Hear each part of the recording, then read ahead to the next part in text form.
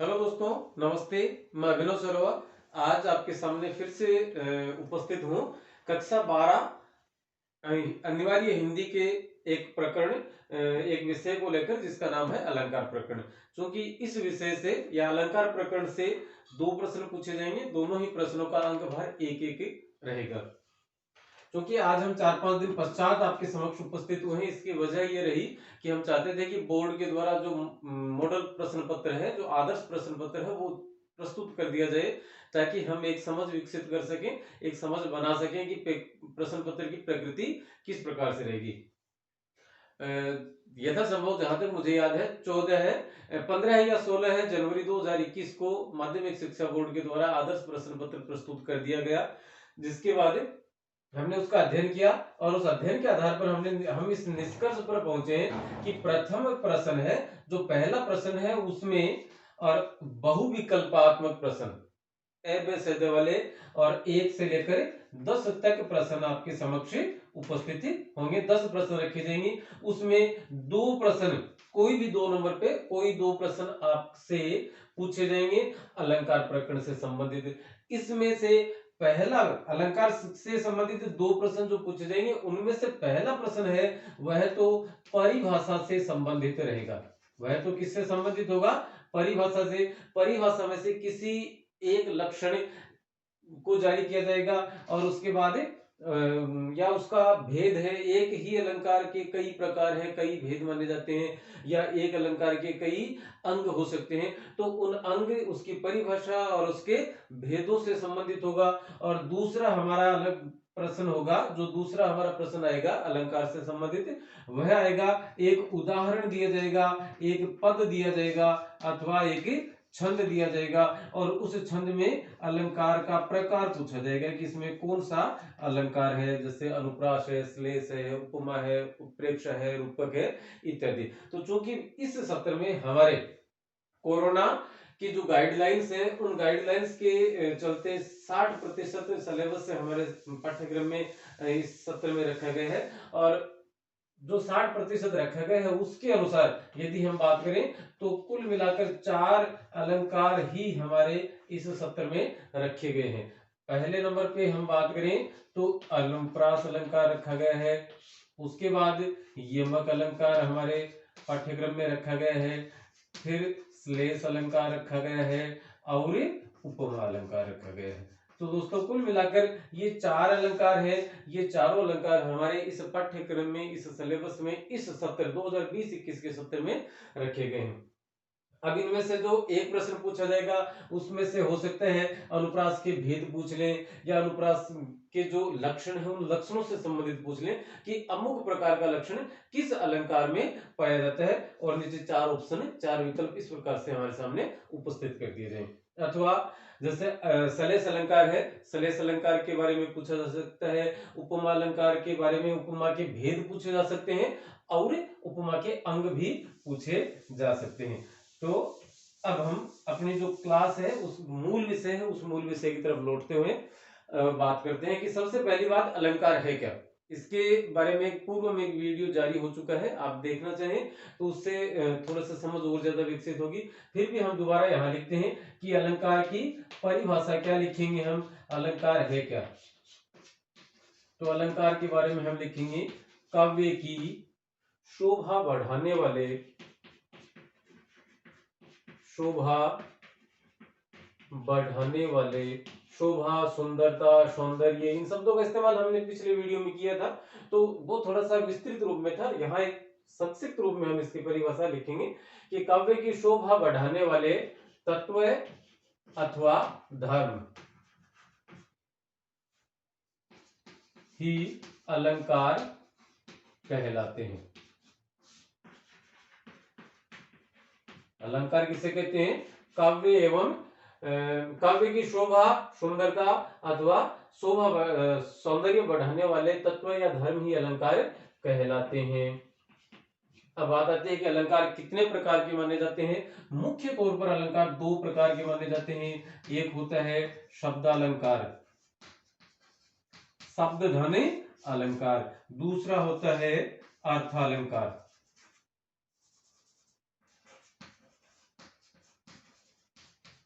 यहाँ दोस्तों थोड़ी सी हम बात करते हुए चलेंगे आगे बढ़ते हुए। शब्द धन अलंकार कि जब किसी पद में, जब किसी रचना में, जब किसी काव्य की किसी एक शब्द में अलंकारिक सौंदर्य या अलंकार का चमत्कार पाया जाता है तो वहां शब्द अलंकार माना जाता है। जैसे इसकी पहचान का एक दूसरा तरीका यह है कि जिस शब्द में अलंकार है उस शब्द को हटाकर उसके स्थान पर यदि हम उसका कोई पर्यायवाची शब्द रखें तो अलंकार बना रहता है, तब तो अर्थ अलंकार है, और अलंकार नष्ट हो जाता है तो शब्द अलंकार है। जैसे पिछले वीडियो में हमने जिसकी बात की थी वही लिख देते हैं, नव जीवन दो घन श्याम हमें।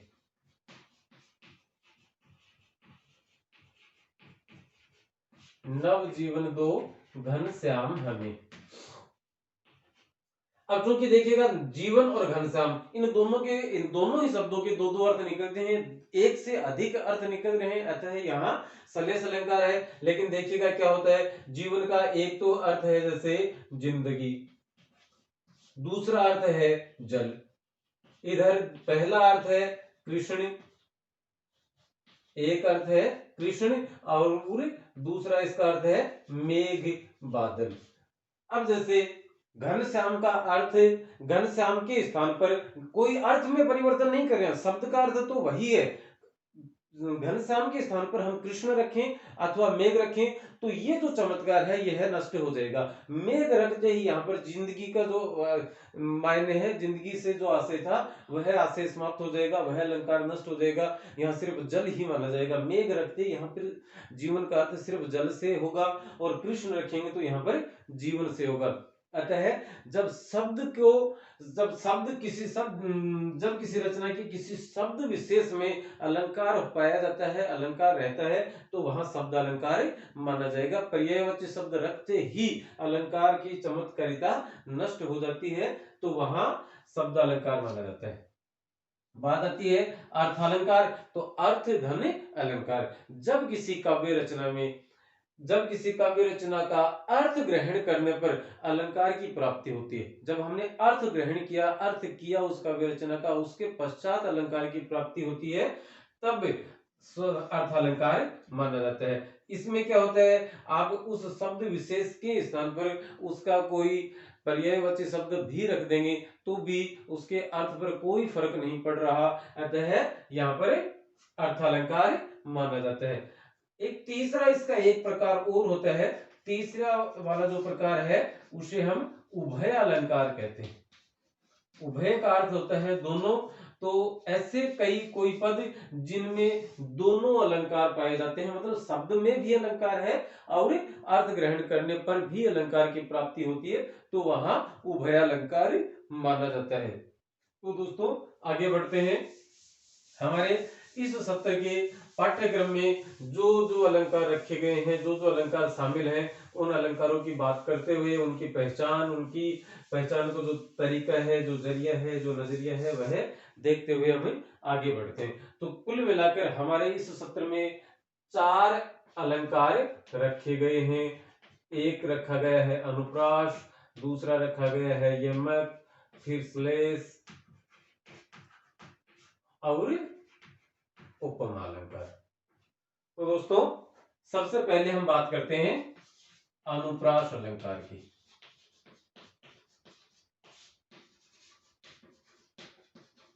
सबसे पहले हमें बात करते हैं अनुप्रास अलंकार की कि जब किसी काव्य रचना में किसी एक ही वर्ण की एक निश्चित क्रम में आवृत्ति होती है तो वहां अनुप्रास अलंकार माना जाता है। तो परिभाषा हम लिखेंगे, जब किसी पद में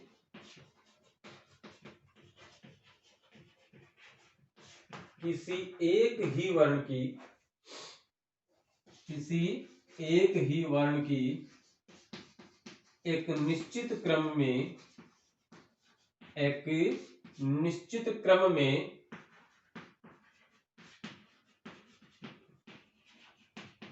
आवृत्ति होती है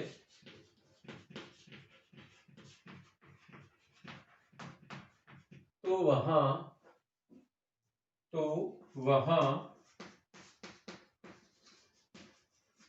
अनुप्रास अलंकार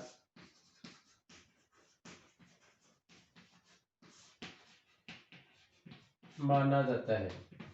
एक पद था, उस पद में कोई एक वर्ण है, वह निश्चित क्रम में बार बार आ रहा है, एक से अधिक बार आ रहा है। वर्ण ध्यान रखेंगे, यहाँ वर्ण की बात की हमने, तो वर्ण बार बार आ रहा है, तो और उसकी बार बार आवृत्ति, आवृत्ति का मतलब होता है दोहराव, वह एक से अधिक बार आ रहा है, प्रस्तुत हो रहा है, वहां पद में लिखा गया है, तो वहां पर कौन सा अलंकार माना जाएगा दोस्तों? अनुप्रास अलंकार माना जाता है। जैसे विरति, विमल, विवेक, विज्ञाना,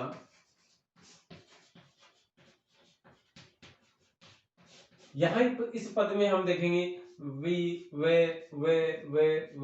इन वे वर्ण की आवृत्ति एक से अधिक बार हो रही है, अतः यहाँ पर किस प्रकार का अलंकार है?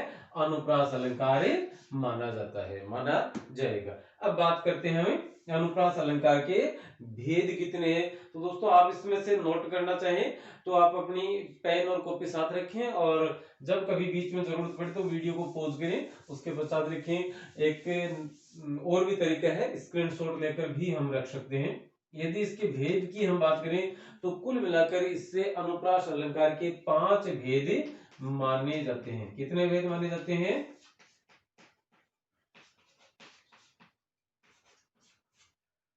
पहला है जैसे छेकानुप्रास,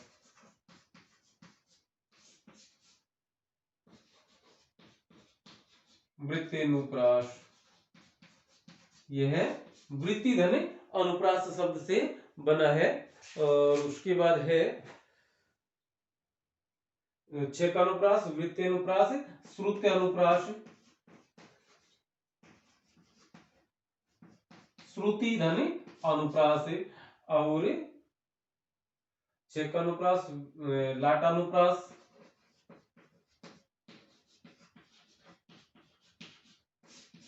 और छेकानुप्रास, वृत्तेनुप्रास, श्रुत्यानुप्रास, लाटानुप्रास और अंत्यानुप्रास।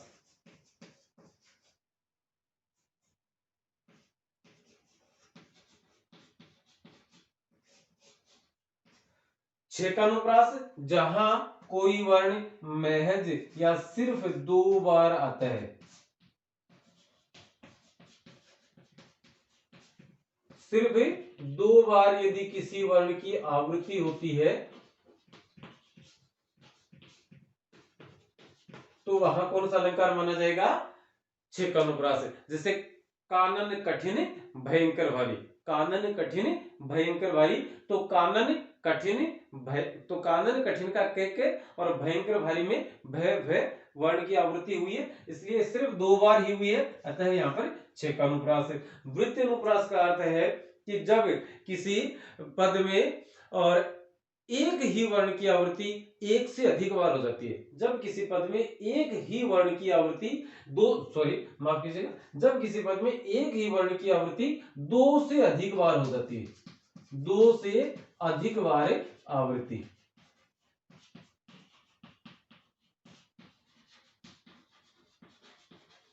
तो वहां कौन सा अलंकार माना जाएगा? वहां वृत्तेनुप्रास अलंकार माना जाएगा। जैसे इसका उदाहरण हम लिखें,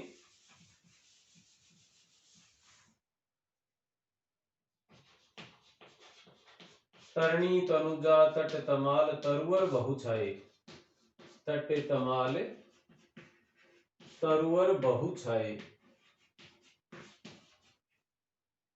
बहु मानी बहुत,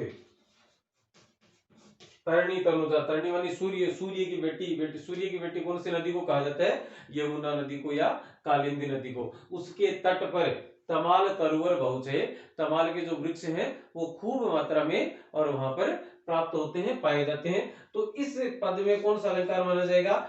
तय वर्ण की जो आवृत्ति है, तय वर्ण की जो आवृत्ति है वह 2 से अधिक बार हुई है, और 2 से अधिक बार आवृत्ति होने के कारण से इसमें वृत्तेनुप्रास माना जाएगा। श्रुत्तेनुप्रास, श्रुति, श्रुत्तेनुप्रास किस वर्ण से बना है? श्रुति धन अनुप्रास से। श्रुति का अर्थ होता है सुनना। जब किसी पद में एक ही उच्चारण स्थल से उच्चरित होने वाले वर्ण, एक ही उच्चारण स्थल से उच्चरित होने वाले वर्ण प्रस्तुत होते हैं या प्राप्त होते हैं, तो वहां पर कौन सा अलंकार बनाया जाता है? श्रुत्य अनुप्रास। एक ही उच्चारण स्थल से उच्चरित होने वाले वर्ण, एक ही उच्चारण स्थल से उच्चरित होने वाले वर्ण, जबकि एक ही उच्चारण स्थल से उच्चरित होने वाले वर्ण जब किसी पद में प्राप्त होते हैं तो वहां पर श्रुति अनुप्रास माना जाता है। श्रुति धन अनुप्रास, श्रुति अनुप्रास, यण संधि का उदाहरण है ये शब्द दो, तो वहां पर श्रुति अनुप्रास माना जाता है। जैसे तुलसीदास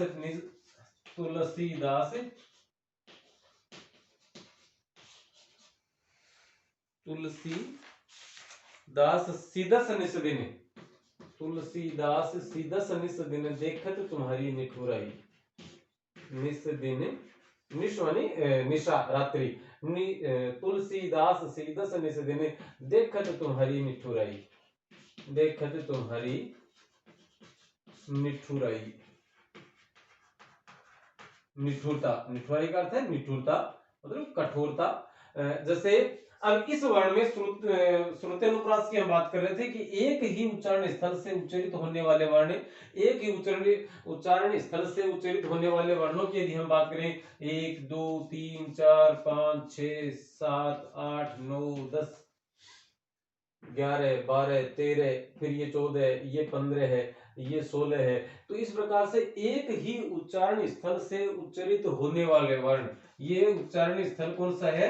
यह तालु है। इसमें समस्त तालव्य वर्ण जो एक ही उच्चारण स्थल से उच्चरित होने वाले वर्ण है, तालव्य वर्ण है, उनकी इसमें आवृत्ति हो रही है। अतः यहाँ पर कौन सा अलंकार माना जाएगा? श्रुत्यनुप्रास माना जाएगा। श्रुत्यनुप्रास अर्थात एक ही उच्चारण स्थल से उच्चरित होने वाले वर्ण। अब आता है लाटानुप्रास।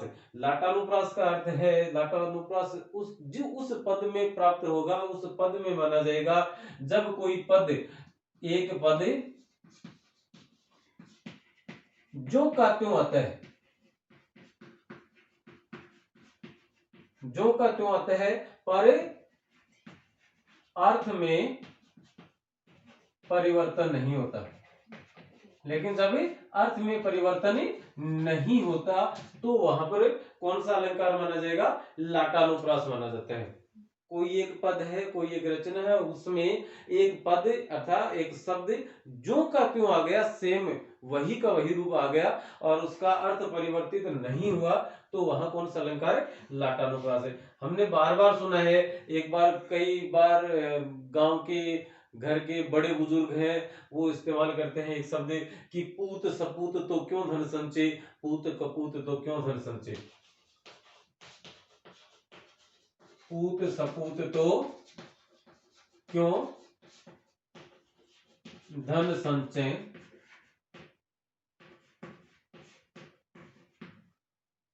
और इसी के जैसा बस सिर्फ एक शब्द ही बदला है, एक वर्ण अक्षर ही बदला है, पूत कपूत तो क्यों धन संचय।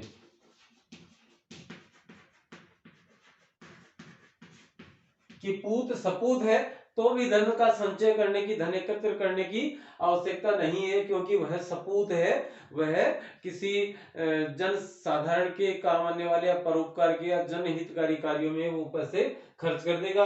अथवा यदि पूत कपूत है, कुपुत्र है, तो भी धन का संचय करने की आवश्यकता नहीं है, क्योंकि वह और बुरे कार्यों में आपका धन व्यर्थ कर देगा, खराब कर देगा, गंवा देगा। अतः पूत कपूत है या पूत सपूत है तो धन का संचय करने की आवश्यकता नहीं है। ये एक आदर्श वाक्य बहुत दिनों से हमारे समाज में प्रचलित है। यहाँ क्या हुआ, एक ही पद की जो की त्यों आवृत्ति हुई है, पूत पूत तो क्यों क्यों, धन धन, संचय संचय, इस प्रकार के शब्दों का योग्य तो आवृत्ति होने के बावजूद और इसमें किसी प्रकार का अर्थ परिवर्तन नहीं आया, अतः यहाँ पर कौन सा अलंकार माना जाएगा?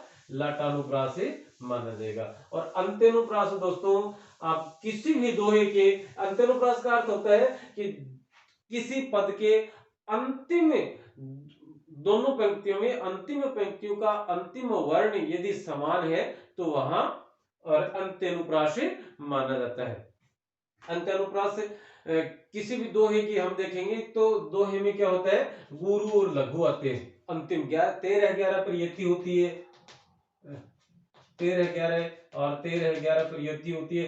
तो यहाँ वाले जो दो अंतिम वर्ण है वो हर हाल में, दोहे की ये शर्त है कि वह हर हाल में गुरु और लघु होंगे, गुरु और लघु होंगे। और जब गुरु और लघु है तो अंतिम इनका जो स्वर है वह समान है, समान स्वर होने के कारण से उनमें अंत्यानुप्रास माना जाएगा। तो यदि कोई पद है, कोई दोहा है जिसमें किसी प्रकार के अलंकार की प्राप्ति नहीं हो रही है तो वहां पर हर हाल में अंत्यानुप्रास तो है ही है, ये बात आप मान के चलें। तो कुल मिलाकर अनुप्रास अलंकार की बात हम करें तो अनुप्रास अलंकार की जब किसी पद में किसी एक ही वर्ण की एक निश्चित क्रम में आवृत्ति होती है तो वहां पर अनुप्रास अलंकार माना जाता है। अनुप्रास अलंकार के 5 भेद माने गए हैं। 6 का अनुप्रास सिर्फ जब किसी पद में सिर्फ 2 बार कोई वर्ण आया हो या किसी एक वर्ण की सिर्फ 2 बार आवृत्ति होती है तो वहां पर 6 का अनुप्रास माना जाता है। जब दूसरा है वृत्ति अनुप्रास, वृत्ति धन अनुप्रास, जब किसी पद में कोई एक वर्ण विशेष 2 से अधिक बार आया हो तो वहां पर वृत्ति अनुप्रास माना जाता है।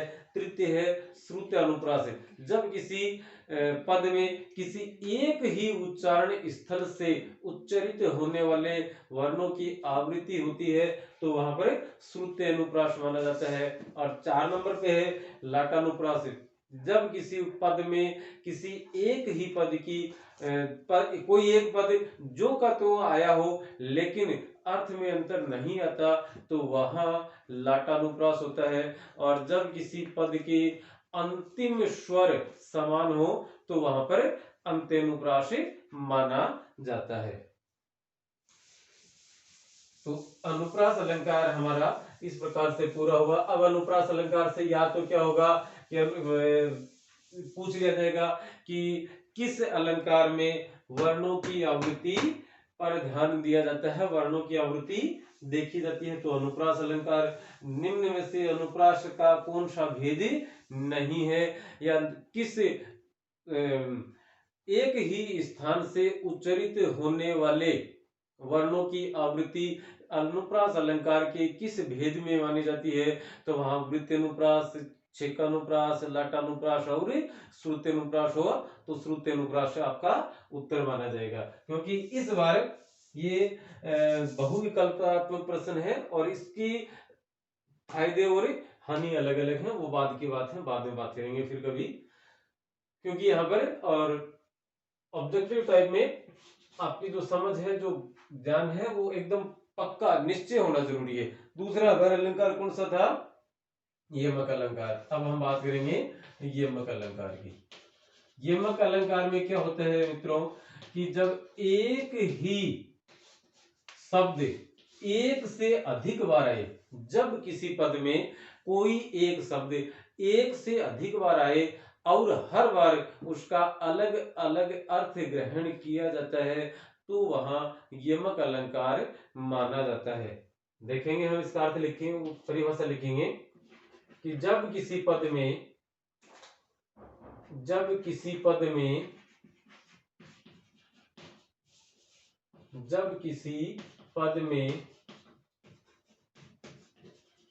पद का मतलब यहां पर रचना से भी मान सकते हैं, कोई एक,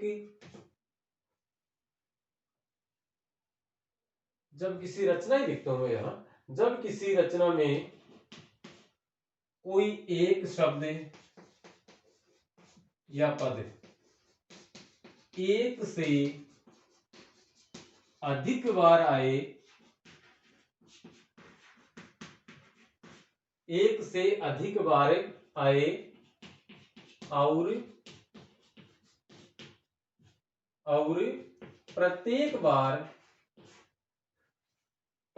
बार उसका अलग अलग अर्थ प्रत्येक बार उसका उसका मतलब उस शब्द का अलग अलग अर्थ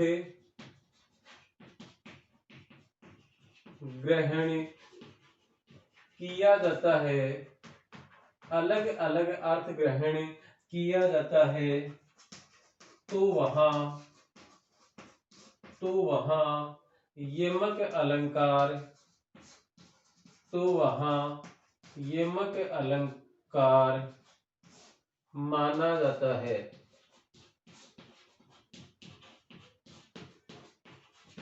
दोबारा पढ़ेंगे परिभाषा को कि जब किसी रचना में कोई एक शब्द अथवा कोई एक पद एक से अधिक बार, मतलब दो बार या दो से अधिक बार, कम से कम दो बार, एक से अधिक बार आए और प्रत्येक बार उसका अलग अलग अर्थ ग्रहण किया जाता है, तो वहां यमक अलंकार माना जाता है। जैसे आपके सामने और इस बार बोर्ड का जो आदर्श प्रश्न पत्र प्रस्तुत किया गया है, पेश किया गया है, उसमें भी ये पद शामिल किया गया है कि कनक कनक ते सो गुना,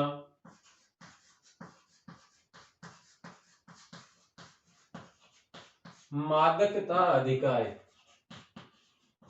कनक कनक ते सो गुना मादकता अधिकाय,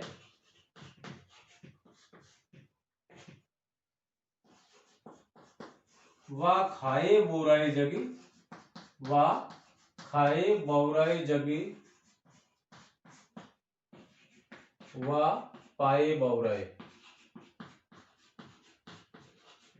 कवि यहां कहना चाह रहा है कि कनक में कनक से 100 गुना अधिक मादकता है। मादकता मतलब यहां पर नशा है, क्योंकि उसको तो खाने से आदमी बौरा जाता है, पगला जाता है, दीवाना हो जाता है। वह खाए बौरा जग कि उसको तो खाने पर आदमी बौरा जाता है, जग बौरा जाता है, जबकि वह पाए बौरे, जबकि उसको तो प्राप्त करने मात्र से ही आदमी बौरा जाता है, मादक हो जाता है, नशे में झूम उठता है। तो यहाँ कनक कनक शब्द दो बार आया है। पहले कनक का अर्थ तो है स्वर्ण या सोना, या जिसे हम गोल्ड कहते हैं, एक धातु महंगी। और इस कनक का अर्थ है धतूरा, कि सोने में धतूरे से 100 गुना मादकता अधिक है, क्योंकि वह खाए बोराई जगी, क्योंकि इसे तो खाने पर आदमी बौरा जाता है, जबकि वह पाए बौराए, जबकि उसे तो प्राप्त करने मात्र से ही आदमी बौरा जाता है। इसके अलावा एक छोटा सा पद और भी लिखा जाता है, और वह है कि काली घटा का, वह है काली घटा का घमंड घटा।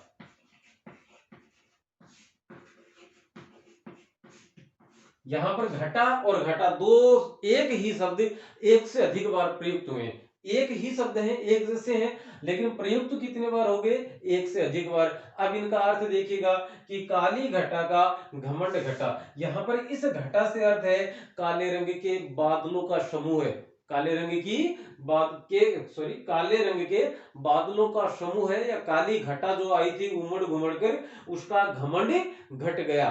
तो यहां पर तो है बादलों का समूह है, बादलों का समूह है, काली घटा वह है। और दूसरे में इस घटा का अर्थ है कम होना, उसका घमंड है वह कम हो गया, कम हो गया मतलब वह बरसात, उससे बरसात हो गई, बरसात हो जाने से उसका जो आफरा था वो आफरा कम हो गया है। तो काली घटा का घमंड घटा ये है। और कनक कनकते शोगुना मादकता अधिक है, इन दोनों ही पदों में कौन सा अलंकार माना पाया गया है? यमक अलंकार माना गया है। क्यों? क्योंकि एक ही पद था और एक पद की आवृत्ति एक से अधिक बार हुई है, और प्रत्येक बार उसका अलग अलग अर्थ ग्रहण किया गया है। क्योंकि जब किसी पद में किसी एक शब्द की आवृत्ति एक से अधिक बार होती हो और उसका अर्थ अलग अलग निकाला जाता है, अलग अलग ग्रहण किया जाता है, तो वहां यमक अलंकार माना जाता है। बात करते हैं तीसरे अलंकार की,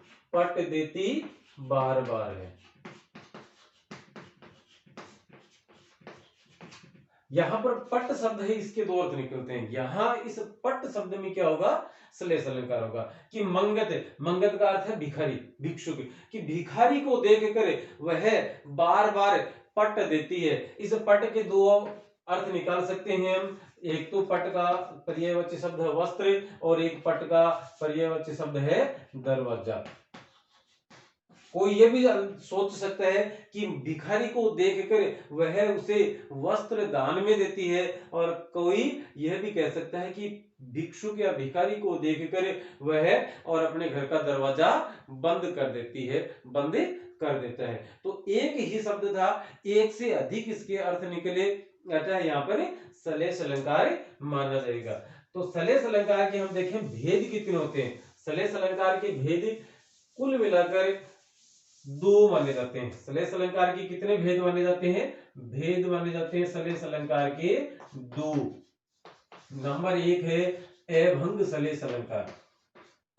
अभंग, तो अभंग का मतलब होता है अधने भंग, अधने भंग। भंग का अर्थ होता है दोस्तों टुकड़े करना, खंड करना या खंडित करना, उसके अलग अलग करना। किसी भी एक शब्द है, किसी भी एक चीज है, उसको अलग अलग करना। चूंकि हम साहित्य में श्लेष अलंकार के बारे में पढ़ रहे हैं, अतः किसी शब्द को संधि विच्छेद उपसर्ग प्रत्यय अलग करना, किसी शब्द के टुकड़े करना। कि जब किसी पद, अब इसमें क्या होगा कि जब किसी पद में प्रयुक्त किसी शब्द को टुकड़े किए बिना, उस शब्द को खंडित किए बिना ही जब श्लेष अलंकार की प्राप्ति हो जाती है, तो वहां पर अभंग श्लेष अलंकार प्राप्त होता है, अभंग श्लेष अलंकार माना जाता है। नंबर दो पर है शैभंग श्लेष अलंकार।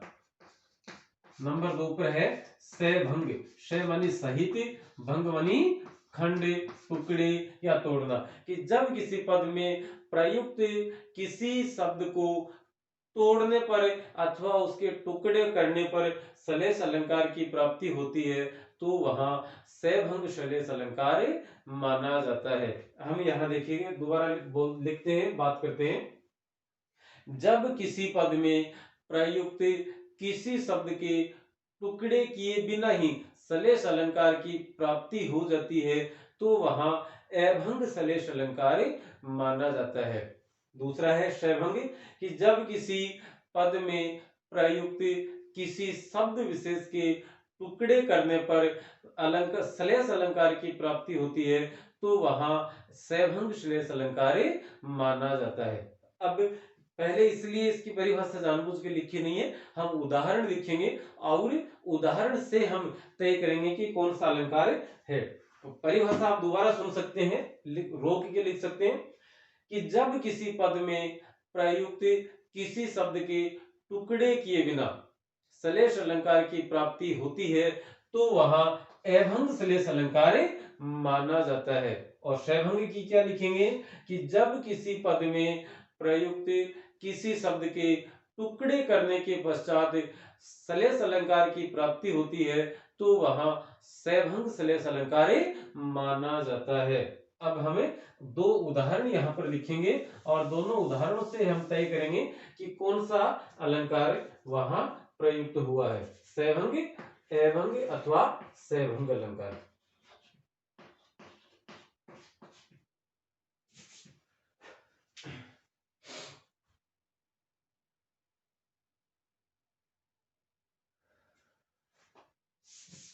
पहला पद तो हम लिख रहे हैं कि चरण धरत चिंता करते, चरण धरत चिंता करते भावत नींद न सूर।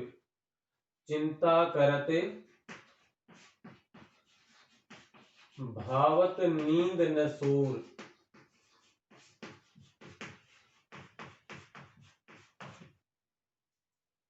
सुवर्ण को ढूंढत फिरे,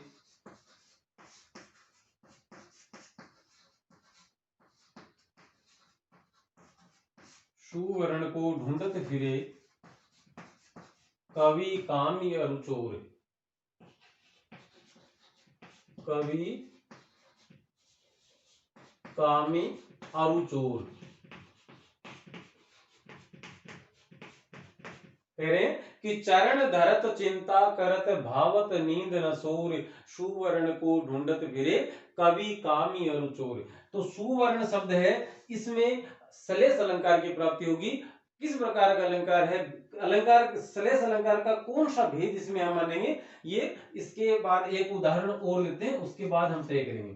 दूसरा है नर की अरु नल नीर की, नर की अरु नल नीर की, गति एक कर जोई, गति एक कर जोई,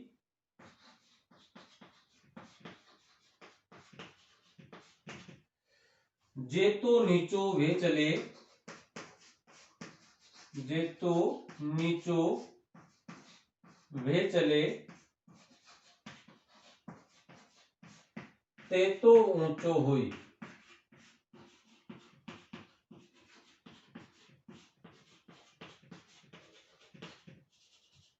तेतो ऊंचो हुई।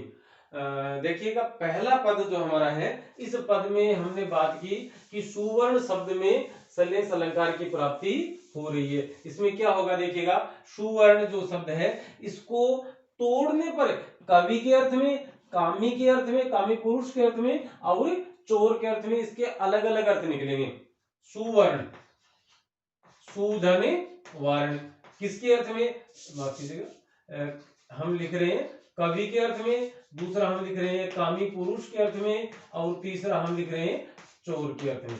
कवि के अर्थ में इसका मतलब है सुधन वर्ण, मतलब सुंदर सी रचना, सुंदर भावों वाली और सुंदर वर्णों वाली सुंदर रचना हो गई। कामी पुरुष के अर्थ में सुवर्ण का अर्थ है सुधन वर्ण से अर्थ है कोई गौर वर्णीय स्त्री, और चोर के अर्थ में है सुधन वर्ण अर्थात स्वर्ण, सोना। तीन आदमी थे, एक ही शब्द था और तीनों के संदर्भ में इसका अलग अलग अर्थ है कि चरण धरत चिंता करत भावत नींद न सोर, सुवर्ण को ढूंढत फिरे कवि कामी अरु चोर।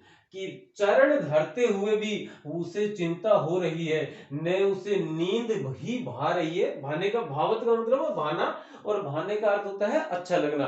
न तो उसे नींद ही अच्छी लग रही है और न ही शोर ही अच्छा लग रहा है। किसे, सुवर्ण को ढूंढते फिरे, कि वह सुवर्ण को ढूंढता फिर रहा है। कौन है, कवि। कि कवि है, उसे चरण, यदि किसी के चरणों की भी आवाज आ रही है, पदचाप की आवाज भी आ रही है, तो भी उसे अच्छा नहीं लग रहा है और वह चिंता किए जा रहा है। उसे न नींद आ रही है और न ही शोरगुल अच्छा लग रहा है। क्यों, क्योंकि वह कोई नई और सुंदर रचना, सुंदर कविता का लेखन करने का प्रयास जारी है उसका। अतः उसे, वह सुवर्ण को ढूंढता फिर रहा है, इसलिए उसे चरण धरते हुए भी डर लग रहा है, चिंता सता रही है। न उसे नींद अच्छी लग रही है और न ही शोर अच्छा लग रहा है। बात करते हैं कामी पुरुष की, तो चरण धरत चिंता करत भावत नींद न सोर। कि चरण धरते हुए भी उसे चिंता सी हो रही है और न ही उसे नींद अच्छी लग रही है और न ही शोर अच्छा लग रहा है, सुहा रहा है। वह उसे गौर वर्णीय स्त्री की जरूरत है, कि को चाहिए, क्योंकि कामी पुरुष की ये पहली, शायद पहली और अंतिम उसकी इच्छा होती है, वांछा हो सकती होती है। और चोर की बात हम करें तो चोर को भी चरण धरते, पैर धरते हुए भी वह बड़े आराम से, इत्मीनान से, बड़ी तजवीज के साथ पैर रखेगा, ताकि पदचाप की आवाज न हो, घर वाले जागे नहीं। और चिंता भी वह करता है, उसे न तो नींद, खुद की नींद ही अच्छी लगती है और न ही शोरगुल अच्छा लग रहा है, क्योंकि वह सुवर्ण को ढूंढते फिरे। क्योंकि वह सुवर्ण, सु धन वर्ण, सुंदर सा वर्ण, सुंदर सा एक धातु, उस धातु को वह खोजता फिर रहा है, इसलिए उसे इस कोई भी चीज की अच्छी नहीं लग रही है। यहां हम देखेंगे कि नल की अरु, नर की अरु नल नीर की, नर की अरु नल नीर की, गति एक की अरु, यहाँ शब्द अरु मिस हो गया। नल की अरु, नर की अरु नल नीर की गति एक ही करी जोई, कि नर की मनुष्य की और नल नीर की और पानी के नल की एक ही गति है, एक ही उसकी उसमें एक समानता है। क्या कि जीतो नीचो भे चले, कि वह जितना नीचे से होके गुजरेगा, जितना नीचा होते हुए चलेगा ते तो ऊंचो हुई, कि जिस प्रकार से पानी का जो नल है, पानी का जो पाइप है, वह जितना नीचे से होगा उसका प्रेशर, उसका दबाव, उसकी जो आपूर्ति वह उतनी ही ज्यादा होगी। मनुष्य के अर्थ में उसका अर्थ है जितनो नीचो, नीचो का अर्थ पानी, नल नीर के अर्थ में तो इसका अर्थ है नीचा ही, नीचा। और नर के अर्थ में क्या है, विनम्र होना, कि वह जितना विनम्र होकर चलेगा ते तो ऊंचो होई, ऊंचे का मतलब उसका दबाव ज्यादा होगा, और इसका मतलब है वह उसका उसे वह उतना ही बड़ा माना जाएगा, उसका बड़प्पन उतना ही अधिक माना जाएगा। किसका, नर का, कि नर की अरु नल नीर की गति एक ही करी जोई, जीतो नीचो भे चले ते तो ऊंचो हुई, कि मनुष्य की और पानी के नलके की एक ही गति है, दोनों में एक समानता है, कि दोनों कि जितना नीचे से होते हुए गुजरेंगे वे उतने ही बड़े होते जाएंगे, अथवा इतने ही ऊंचे होंगे, उतने ही ऊंचे होंगे। ऊंचे होने का अर्थ यहाँ पर मनुष्य के अर्थ में भी हम देखें, मनुष्य के संदर्भ में देखें तो मनुष्य के संदर्भ में बड़ा होने का, ऊंचा होने, बड़ा होने का अर्थ है कि उसकी बड़प्पन, उसका ऊंचाई का अर्थ यहाँ पर उसके बड़प्पन से लिया जाएगा, उसके व्यक्तित्व से लिया जाएगा, कि जीतो नीचो, जितनी विनम्रता होगी वह उतना ही बड़ा माना जाएगा। इसके बाद हम बात करें, एक बहुत ही प्रसिद्ध पद है रहीम का, कि रहीमन पानी राखिए बिन पानी सब सून, रहीमन पानी राखिए बिन पानी सब सून।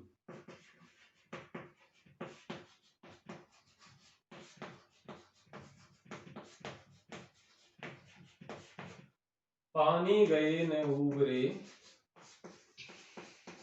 पानी गए न उबरे मोती मानस चून।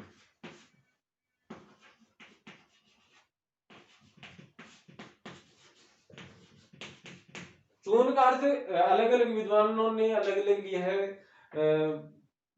जहां से मैं हूँ शेखावाटी, राजस्थान का जो शेखावाटी क्षेत्र है, वहां पर चून को, आटे को भी कहते हैं, और चून से अर्थ चूना भी ग्रहण किया है अलग अलग विद्वानों ने। तो देखिएगा कि रहीमन कहते हैं कि मनुष्य को कि पानी रखना चाहिए, और बिना पानी के सब कुछ सुनसान है, बिना पानी के कुछ भी नहीं है इस जगत में। पानी गए न उबरे, पानी का अर्थ है यदि पानी चला गया तो कुछ भी प्राप्त नहीं हो सकता, या सब कुछ समाप्त हो जाएगा। मोती के अर्थ में चमक, मोती के अर्थ में है चमक, कांति, द्युति। यदि मोती की द्युति चलेगी, चमक चलेगी, उसकी कांति चलेगी, तो उस मोती का कोई मूल्य नहीं रह जाएगा। मनुष्य के अर्थ में है उसका मान सम्मान, कि किसी मनुष्य का मान सम्मान नष्ट हो गया तो उसका कोई महत्व नहीं रह जाएगा। और चूने के अर्थ में है इसका अर्थ है पानी अथवा जल, कि जल का कोई चूने का कोई महत्व नहीं है जब तक उसमें पानी नहीं मिले। मनुष्य का कोई महत्व नहीं है जब तक उसमें पानी न हो, अथवा कोई मान सम्मान न हो। और मोती का कोई महत्व नहीं है जब तक उसमें पानी न हो। पानी का अर्थ यहाँ पर चमक से है, पानी का अर्थ यहाँ पर मान सम्मान से है, और पानी का अर्थ जल से है।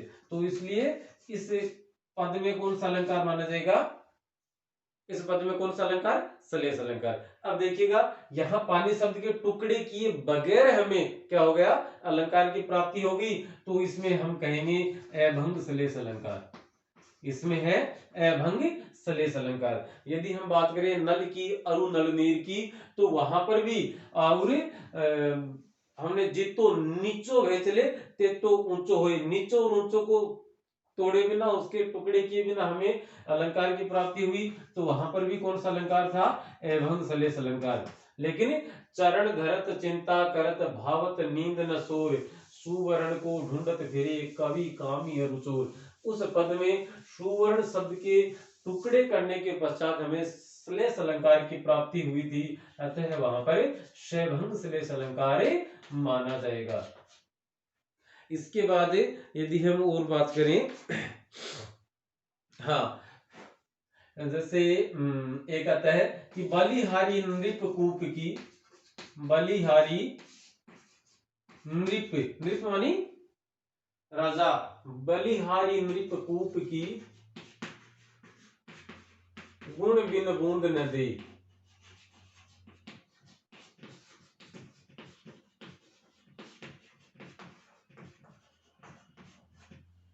कवि कहता है कि इस नृप, इस राजा की और इस कुएं की मैं बलिहारी जाऊं जो गुण के बिना एक बूंद भी नहीं देता है। गुण का अर्थ यहाँ पर दो होगा, राजा के संदर्भ में आप अर्थ निकलेंगे तो यहाँ पर होगा चारित्रिक विशेषताएं या उसकी क्वालिटीज, उसकी जो चारित्रिक विशेषताएं हैं वह यदि किसी मनुष्य में है तो राजा उसे महत्व देगा। गुण बिन, बिना गुणों के राजा उसे एक बूंद भी देने वाला नहीं है। और कुएं के अर्थ में यदि हम गुण का अर्थ निकाले तो कुआं, पानी कुएं में है, दे सकता है, लेकिन बगैर रस्सी के पानी देना संभव नहीं है। अतः कि मैं बलिहारी जाऊं इस राजा की और इस कुएं की जो गुण के बिना एक बूंद भी नहीं देता है। यहाँ पर गुण का अर्थ राजा के संदर्भ में है विशेषताएं, चरित्र की विशेषताएं, शील, उसका चारित्रिक सौंदर्य, चारित्रिक व्यक्तित्व कैसा है वह। और कुएं के अर्थ में, कूप के अर्थ में इसका अर्थ है रस्सी, अथवा अलग अलग उसको नाम से पुकारते हैं अलग अलग क्षेत्रों में, लेकिन हम रस्सी के नाम से जान सकते हैं कि रस्सी यदि नहीं है तो भले ही कुएं में कितना ही पानी क्यों न हो वो नहीं दे सकता, पानी नहीं देता। इसके बाद हम देखें रहीम का ही एक दोहा है, जो रहीम गति दीप की, हाँ, जो रहीम गति दीप की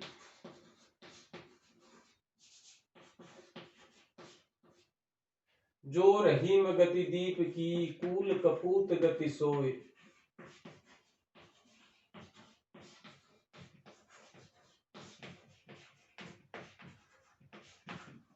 वारे उजियारो करे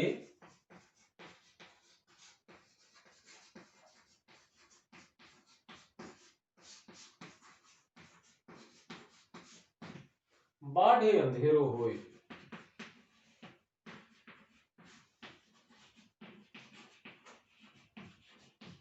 बाढ़े अंधियारो होए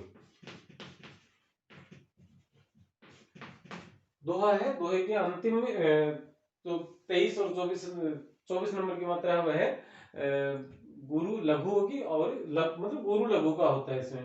तो जो रहीम गति दीप की रहीम कहते हैं कि दीप की अर्थात दीपक की और कुल कपूत, और किसी वंश में, किसी खानदान में, किसी परिवार में पैदा होने वाले कपूत की गति एक ही होती है, उनमें एक ही समान लक्षण पाए जाते हैं। उनकी गति किस प्रकार की होती है, एक ही होती है। कैसे, वारे उजियारो करे, इसका अर्थ दो, इसके दो अर्थ निकलते हैं। दीपक के अर्थ में है इसका जलना, कि जब दीपक जलता है तो वह क्या करता है, उजियारा करता है, उजाला करता है। और कुल कपूत में, कुल कपूत के संदर्भ में उसका अर्थ है जन्म लेना, कि किसी कुल में, किसी वंश में, किसी खानदान में यदि किसी कपूत ने जन्म लिया है तो जन्म के समय पता नहीं कि कपूत है कि सपूत है, तो घर भर में खुशियां छा जाती हैं। उजाले के दो अर्थ निकले, दीपक के अर्थ में उजाले का अर्थ उजाला, उजियारों का अर्थ उजाला, प्रकाश, रोशनी, और कुल कपूत के अर्थ में है इस उजियारे का अर्थ घर में खुशियों का छाना, घर में खुशियों का आना। बाढ़े अंधियारो होए, बाढ़े का मतलब होता है बुझना। दीपक को कभी यह नहीं कहा जाता कि लाइट बुझा दो, लाइट बंद कर दो या दीपक बुझा दो। दीपक को कहा जाता है कि दीपक को बढ़ा दो। हम ग्रामीण संस्कृति में, शहरों की बात हो सकता है वहां ये शब्द प्रचलन में न हो, लेकिन गांव में आज भी जो बड़े बुजुर्ग हैं वो कभी ये नहीं कहते कि लाइट बुझा दो, लाइट बंद कर दो, ऐसे नहीं कहते, वो कहेंगे लाइट बड़ी कर दो, लाइट बढ़ा दो। बढ़ाने का अर्थ है स्विच ऑफ कर दो। दीपक है, रोशन लालटेन है या लैंप है, उसे बढ़ा दो, वो यही कहेंगे।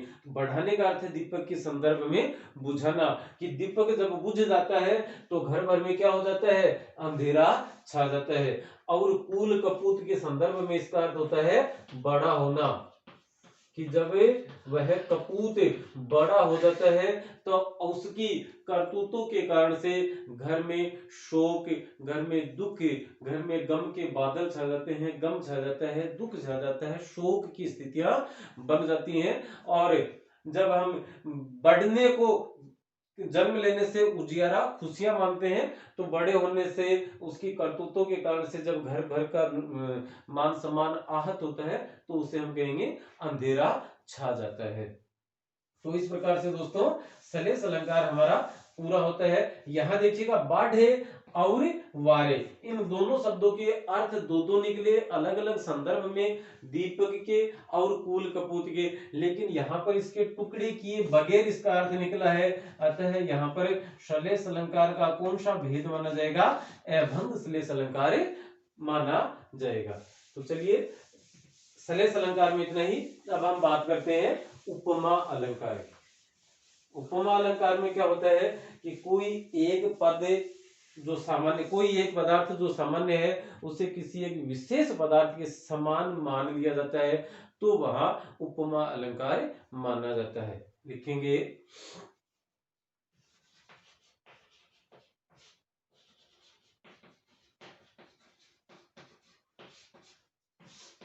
जब किसी पद में किसी एक सामान्य पदार्थ को किसी एक विशेष, एक या एक से अधिक हो सकते हैं, माफ कीजिएगा, जब किसी रचना में, जब किसी पद में किसी एक सामान्य पदार्थ को किसी विशेष पदार्थ के समान मान लिया जाता है, तो वहां उपमा अलंकार माना जाता है।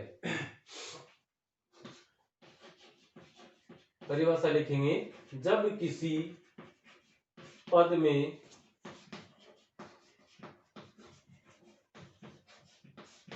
किसी सामान्य, जब किसी पद में किसी सामान्य पदार्थ को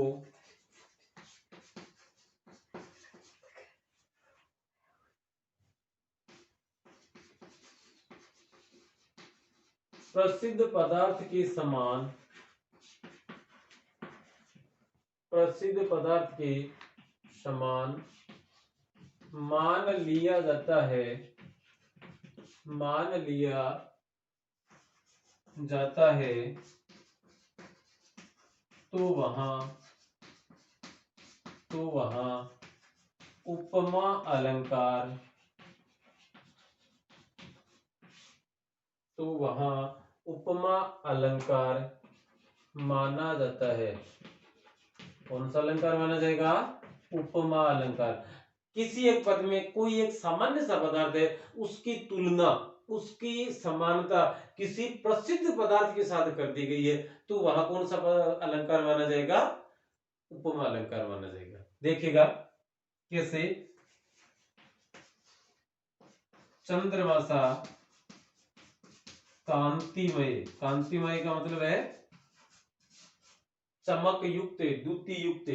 चंद्रमासा कांतिमय, मुख्य रूप दर्शन है तुम्हारा, मुख्य रूप दर्शन है तुम्हारा, कि चंद्रमा के समान चमक से युक्त है मुख का दर्शन तुम्हारा, कि तुम्हारे मुख का जो दर्शन है, तुम्हारे मुख का जो रूप है वह चंद्रमा के समान कांति युक्त है, मतलब चमक से युक्त है। अब देखिएगा हम बात करते हैं उपमा के अंगों की।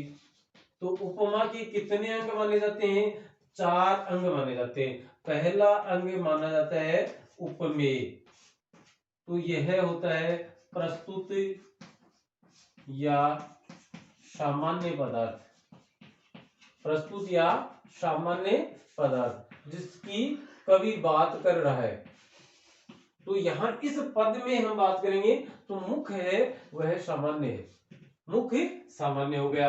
नंबर 2 पर हम बात करते हैं उपमान की। पहला इसका अंग है उपमेय, दूसरा अर्थ अंग होता है इसका उपमान। तो वह होता है अप्रस्तुत, अप्रस्तुत या असामान्य या विशेष पदार्थ, अप्रस्तुत या विशेष या प्रसिद्ध पदार्थ। तो यहाँ पर देखिएगा मुख्य सामान्य पदार्थ है, लेकिन सुंदरता के मायने किससे लिए गए हैं यहाँ पर? प्रसिद्ध पदार्थ कौन है सुंदरता के लिए? चंद्रमा। और वह अप्रस्तुत भी है, मतलब यहाँ उपस्थित भी नहीं है। तो उपमान कौन हो जाएगा इस पद के अनुसार? इस पद के अनुसार उपमान हो जाएगा हमारा चंद्रमा। अब देखते हैं तीसरा अंग कौन सा है इसका। पद को मैं यहीं लिखा रहने देता हूं, उसके बाद हम बात करेंगे। पहला अंग है उपमेय, जो प्रस्तुत या सामान्य पदार्थ है। इस पद के अनुसार यह मुख है वह क्या है हमारा? उपमेय है। वह क्या है? उपमेय है। दूसरे नंबर पर था उपमान, वह अप्रस्तुत भी है और विशेष पदार्थ भी है। इस उक्त पद के अनुसार वह शब्द है हमारा चंद्रमा। तो यह क्या हो जाएगा? यह उपमान हो जाएगा। तीसरे नंबर पर हम लिखते हैं वाचक शब्द। वाचक शब्द में दोस्तों 7-8 शब्द आते हैं, वो हमेशा आप किसी भी पद में उन शब्दों की पहचान कर ले। उससे एक संबंधित एक थोड़ा सा एक डाउट और है, वो डाउट भी क्लियर करेंगे। वाचक शब्द में कुछ शब्द हैं जो समानता बताने वाले शब्द हैं वो, तो जैसे सा से सी, सम सरिस सदृश, सम सरिस सदृश,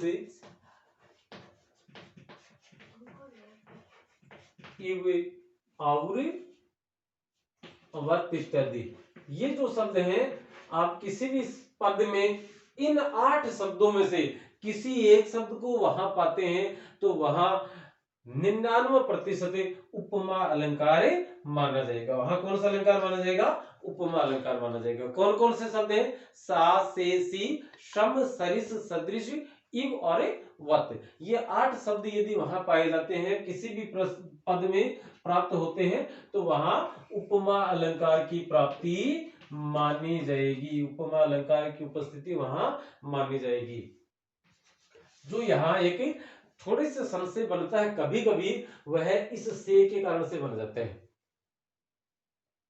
इस से के कारण से यदि यह से नामक जो शब्द है, यह शब्द यदि कर्ण कारक के रूप में आ रहा है तो वहां जरूरी नहीं है कि उपमा नहीं ही होगा, लेकिन यदि इस से की वजह से हम उपमा अलंकार मान रहे हैं तो ये पहले पक्का कर ले, पहले यह निश्चय कर ले कि यह कर्ण कारक के रूप में आया है, साधन के रूप में आया है। जैसे कहती हुई यूं उत्तरा के नेत्र जल से भर गए, जल से भर गए, तो जल से, तो वहां सा से सी ये वाला वो समानता वाला नहीं है, ये किसका है? ये कर्ण कारक है यहाँ पर। और ये तो इसलिए जल से भर गए, अतः यहाँ पर क्या हो जाएगा? उपमा अलंकार नहीं माना जा सकता। तो इसलिए थोड़ा सा से शब्द जो समानता सूचक तो है ही है, लेकिन वहां थोड़ा सा आप जरूरी से ध्यान से देख ले कि उपमा अलंकार आना है या अथवा नहीं।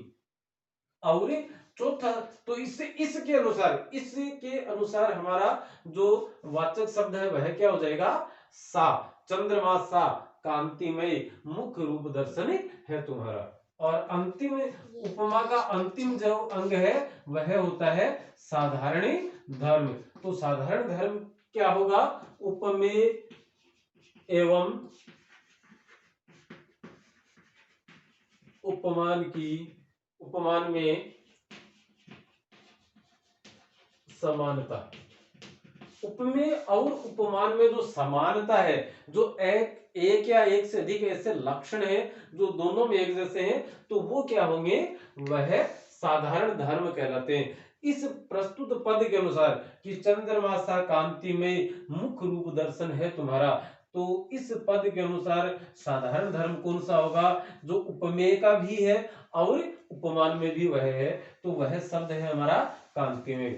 कांतिमय शब्द जो है वह इस पद का साधारण धर्म कहलाएगा। तो उपमा अलंकार की परिभाषा और उपमा अलंकार के निम्न 4 अंग है। उपमेय जो प्रस्तुत है अथवा साधारण पदार्थ है या सामान्य है। उपमान जो अप्रस्तुत है और विशेष या असामान्य पदार्थ है।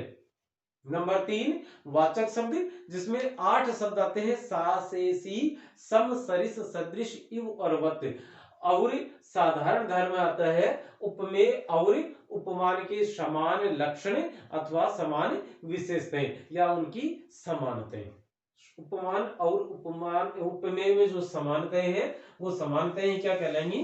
साधारण धर्म के नाम से जानी जाती हैं। अब बात करेंगे हमें उपमा अलंकार के भेद कौन कौन से हैं। तो उपमा अलंकार के मूल रूप से तो 2 भेद माने जाते हैं। मुख्य तौर पर तो कितने भेद माने जाते हैं?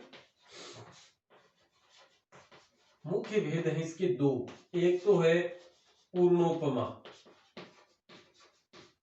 और दूसरा है लुप्तोपमा। संधि विच्छेद यदि इन दोनों शब्दों की करें तो यहां होगा पूर्ण धन उपमा और लुप्त धन उपमा। पूर्ण उपमा की उपमा अलंकार के सभी 4 अंग, सभी चारों अंग यदि किसी पद विशेष में पाए जाते हैं तो वहां पूर्णोपमा होती है। और 4 में से कोई एक अथवा कोई 2, कोई एक अथवा कोई एक, हम ये लिखेंगे कोई एक अंग लुप्त या गायब रहता है। कोई एक अंग, अंग कौन कौन से? उपमा उपमेय साधारण पदार्थ, प्रस्तुत पदार्थ, उपमान असाधारण पदार्थ, विशेष पदार्थ और अप्रस्तुत पदार्थ। और उसके बाद वाचक शब्द सा से सी वाले 8 शब्द। और साधारण धर्म में दोनों प्रस्तुत और अप्रस्तुत में जो समानता है, इन चारों में से यदि कोई एक अंग लुप्त है, गायब है, उपस्थित नहीं है तो हम उसे लुप्तोपमा मानेंगे। और जिसमें चारों अंग हैं उसे हम क्या मानेंगे? पूर्णोपमा। जैसे एक पद आता है पीपर पात सरिस मन डोला। पीपर पात सरिस मन डोला कि मन है वह पीपल के पत्ते की तरह से डोल गया। तो यहां पर प्रस्तुत या साधारण पदार्थ होगा मन, तो उसे हम उपमेय कहेंगे। पीपल का पत्ता हिलने डुलने की अवस्था के हिसाब से वह एक विशेष अथवा अप्रस्तुत पदार्थ है, अतः वह माना जाएगा उपमान। और वाचक शब्द है सा से सी, सम सरिस सदृश और इव और वत। तो वाचक शब्द हो गया, वाचक का मतलब होता है बताने वाला। तो ये शब्द हमें बताता है कि ये मुझ में उपमा अलंकार है। वास्तव में क्या होता है, जो 8 शब्द हैं वो बताते हैं कि हम में या मुझ में उपमा अलंकार की उपस्थिति है। और डोला, जो डोलना है वह इसका क्या था? साधारण धर्म। इधर मन डोल रहा है और उधर पीपल का पत्ता डोल रहा है। अतः इस पद में उपमेय भी है, उपमान भी है, वाचक शब्द भी है और साधारण धर्म भी है। और साधारण धर्म भी है। इस प्रकार से उपमा के चारों अंग उपस्थित हैं, अतः यहाँ पर पूर्णोपमा अलंकार माना जाएगा।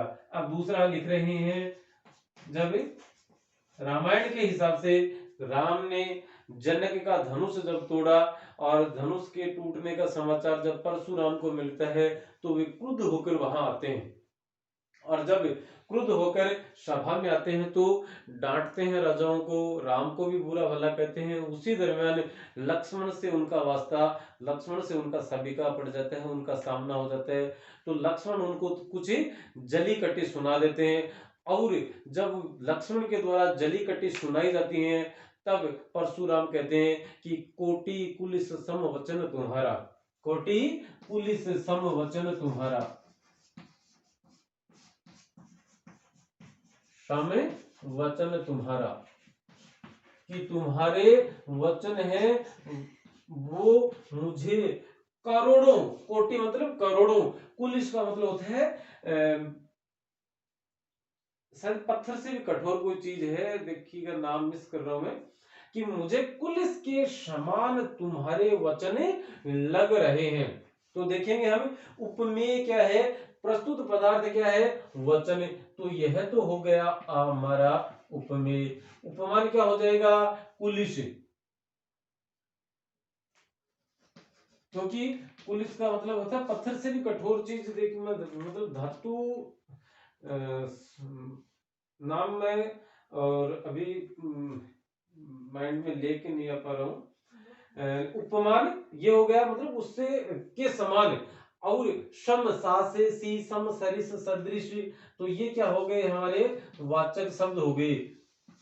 देखिएगा परशुराम जी लक्ष्मण को क्या कहते हैं कि मुझे तुम्हारे वचन कोटि करोड़ों पुलिस के समान लग रहे हैं। अब पुलिस कैसे होते हैं, मुलायम होते हैं कि कठोर होते हैं कि नरम होते हैं कि किस प्रकार के, ठंडे होते हैं या गर्म होते हैं। तो पुलिस किस प्रकार का होता है, पुलिस बहुत ज्यादा कठोर होता है, किस लोहे से भी ज्यादा। हाँ, हम कह सकते हैं फौलाद, जिसे फौलाद कहते हैं, वो फौलाद के समान और कठोर है। तो वह कठोरता वाला या कठोरता बताने वाले जो शब्द हैं, उस शब्द का इस्तेमाल यहाँ पर नहीं हुआ। अतः यहाँ पर साधारण धर्म की उपस्थिति दर्ज नहीं की गई, और साधारण धर्म नए होने की वजह से इस पद में कोटि कुलिस समवचन तुम्हारा, इस पद में कौन सा अलंकार माना जाएगा, लुप्तोपमा अलंकार माना जाएगा। इसके बाद ये तो इसके मुख्य भेद है दो, और इसके दो और भेद भी माने जाते हैं, जिनको हम गौण भेद के नाम से जान सकते हैं, या अप्रधान, जो इतने ज्यादा प्रधान नहीं है, उनकी बात हम करें। गौण भेदों की संख्या भी इसकी कितनी है, 2 है। पहला तो है मालोपमा, और दूसरा है उपमेयोपमा।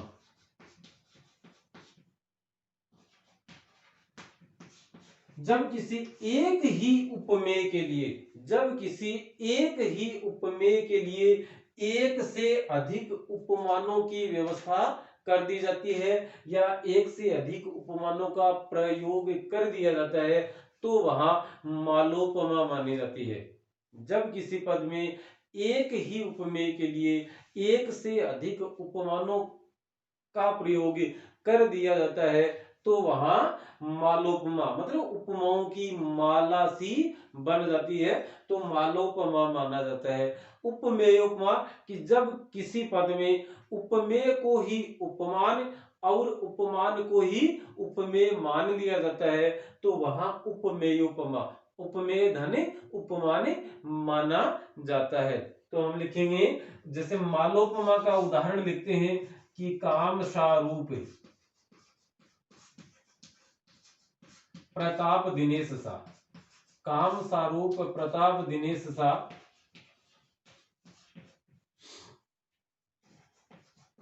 सोम सा शील है राम महिप का।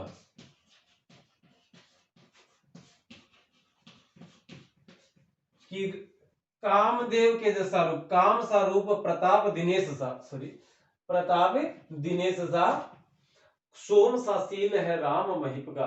कि राजा राम, महिप राजा, महिप का पर्यायवाची शब्द है राजा का, कि राजा राम का जो सौंदर्य है, रूप है, वह कैसा है, कामदेव के समान है। प्रताप अर्थात तेज, दीप्ति, उनके उनके जो मुख का तेज है वह किसके समान है, दिनेश अथवा सूर्य के समान, अर्थात सूर्य के समान। और सोम सा शील है, और उनका जो स्वभाव है, जो चरित्र है, वह कैसा है, चंद्रमा के समान। सोम अर्थात चंद्रमा के समान है, अर्थात बहुत ही शीतल स्वभाव के, ठंडे स्वभाव के हैं। कौन है, राजा राम। कि काम सा रूप प्रताप दिनेश सा, सोम सा शील है राम महिप का। तो एक ही उपमेय राम, यहां पर उपमेय कौन है, राम है। राजा राम नाम के उपमेय के लिए एक से अधिक उपमानों का प्रयोग कर दिए जाने के कारण उपमानों की एक माला की का आभास होता है और इसी कारण से ऐसे पदों में मालोपमा अलंकार माना जाता है। देखिए कामदेव के जैसा रूप है, पर सूर्य के जैसा तेज है और चंद्रमा के जैसा स्वभाव है। आगे लिखते हैं, एक एक और उदाहरण हम लिखते हैं यहाँ पर। तो मुख शोहत है शशि सो, तो मुखी शोहत है शशि सो,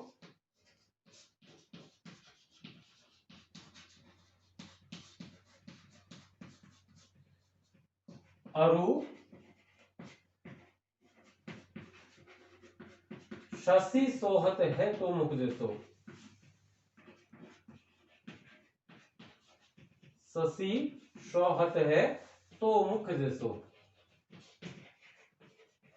कोई नायिका है, उसकी सहेली उसे कह रही है कि तो मुख शोहत है शशि सो, कि तुम्हारा मुख शोभायमान हो रहा है शशि के समान। शशि अर्थात चंद्रमा, कि तुम्हारा मुख सौंदर्य में चंद्रमा के समान शोभायमान हो रहा है और शशि और चंद्रमा शोहत शोभायमान हो रहा है, दिखाई पड़ रहा है कैसा, तुम्हारे मुख जैसा। कि यहाँ पर इस पद, यदि हम पहले वाले पद के हिसाब से देखें तो उपमान उपमेय क्या था, मुख्य, और शशि क्या हो गया, उपमान। और इसी पद का दूसरा भाग हम देखेंगे, अरु और शशि सोहत, तो यहाँ पर शशि को क्या मान लिया गया, उपमेय मान लिया गया और उपमेय के रूप में प्रस्तुत किया गया है, जबकि मुख को किसके रूप में, उपमान के रूप में प्रस्तुत किया गया है। अतः यहाँ उपमेय को उपमान और उपमान को ही उपमेय के रूप में प्रस्तुत कर दिए जाने के कारण से उपमेयोपमा अलंकार प्राप्त हो रहा है। दोस्तों कक्षा 12 हिंदी अनिवार्य विषय में कुल मिलाकर सत्र 2020-21 में 4 अलंकार रखे गए हैं पाठ्यक्रम में, और उन चारों अलंकारों को हमने एक साथ यहाँ पर प्रस्तुत किया है। जहां तक हमें समझ थी हमने अपनी तरफ से पूरा बताने का प्रयास किया। फिर भी आपको कहीं भी कोई शंका हो तो आप कमेंट बॉक्स में जरूर लिख सकते हैं कि हमें ये शंका है, अथवा आप अपने कक्षा अध्यापक से भी इस विषय में बात कर सकते हैं। तो आज के लिए दोस्तों इतना ही। अगले विषय पर बहुत जल्द, क्योंकि अब माध्यमिक शिक्षा बोर्ड के द्वारा मॉडल प्रश्न पत्र या आदर्श प्रश्न पत्र प्रस्तुत किया जा चुका है, तो हम उसको आधार मानते हुए उसके आधार पर और आगे अपने सवाल और जवाब तैयार करेंगे। और जल्दी, बहुत जल्द हम अगले विषय को लेकर मिलते हैं। तब तक के लिए नमस्ते, शुक्रिया, अभिनंदन।